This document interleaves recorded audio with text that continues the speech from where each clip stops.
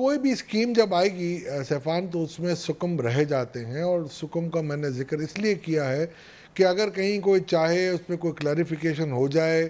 یا اگر میرا خیال ہے اس میں کوئی بہتر تجوید آ جائے تو میرا خیال ہے وہ بہتر ہو جائے گا۔ پہلی بات جو میں نے کی ہے لسٹڈ کمپنی کے بارے میں، وہ میں نے اس لیے لکھی ہے کہ دیکھیے آپ لسٹڈ کمپنی کو بھی میں نے ایکسکلوڈ کروایا، جو شروع میں آئی تھی اسد عمر صاحب کے دور میں جو پہلا ڈرافٹ تھا اس پہ میں نے کروایا تھا ان کو، اور وہ کروانے کی وجہ یہ تھی کہ اگر فرض کریں اگر آپ لسٹڈ کمپنی کو دے دیں گے اور لسٹڈ کمپنی کے ساری بیلنس شیٹس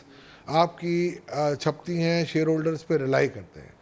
اگر ان کو آپ نے الاؤ کر دیا، ویسے پرائیویٹ لمیٹڈ کے بارے میں بھی میں نے لکھا ہے، اگر آپ نے پوری پڑھی ہو وہ سمری، کہ اگر ہم ان کو الاؤ کر دیتے ہیں اور فرض کریں ان کا جو ریڈر یعنی کہ جو شیئر ہولڈر ہے وہ کہتا ہے کہ اس کا مطلب ہے اکاؤنٹس آپ کے ٹھیک نہیں تھے اور آڈیٹروں نے بھی اس کو سرٹیفائی کر دیا ہے،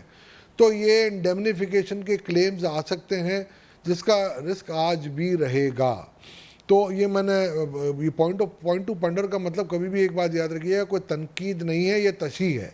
تو تشریح کرنے میں میرا خیال ہے، میں سمجھتا ہوں ہمیں انسان بشر کی بنائی بھی کوئی بھی اسکیم ہے یہ پرفیکٹ نہیں ہو سکتی ہے۔ یہ پچھلی اسکیم میں بھی ہم نے پوائنٹ ٹو پونڈرز لکھے تھے اور اس اسکیم میں بھی ہم نے لکھا ہے۔ دوسرا آپ نے ریئل اسٹیٹ کی جو تذکرہ کیا، میں ریئل اسٹیٹ سے ریئل پہلے اسٹیٹ کا بالکل میں صحیح کہتا ہوں آپ کو، نے یہ ریئل اسٹیٹ کے ساتھ اس کی بتائی گا بات، کیونکہ آپ نے جو کیش بیلنسز کے حوالے سے لکھا ہے کہ cash balances are required to be deposited in bank account and are required to be maintained there up to 30 June 2019،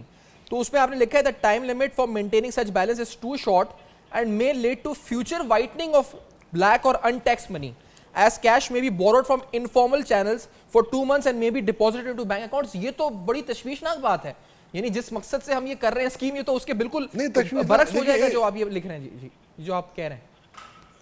نہیں دیکھیے سیفان، اس کو بالکل نیگیٹو وے میں نہ لیں، اس کو میں نے اس لیے لکھا ہے کہ ہمارے جو حضرات ہیں جو ایوان کے اقتدار کے ایوانوں میں بیٹھے ہوئے ہیں، ان کو یہ پتہ چلنا چاہیے کہ یار یہاں پر یہ لوپ ہول رہ سکتی ہے۔ تو ریڈر کو بھی ہم بتانا چاہ رہے ہیں کہ دیکھیں اگر خدا نہ خواستہ آپ یہ ذہن میں رکھ کے کرتے ہیں اور آپ اس قسم کی اگر آپ راؤنڈ ٹرپنگ کر دیتے ہیں کہ جی آپ نے بورو کیش کر لیا یا بینک سے لون لے لی، لون لینے کے بعد آپ نے پھر ایک مرتبہ اس کو انویسٹ کیا، پھر آپ نے اس کو 30 جون تک دکھا کے پھر آپ نے نکال کے واپس کر دیا، تو یہ ایک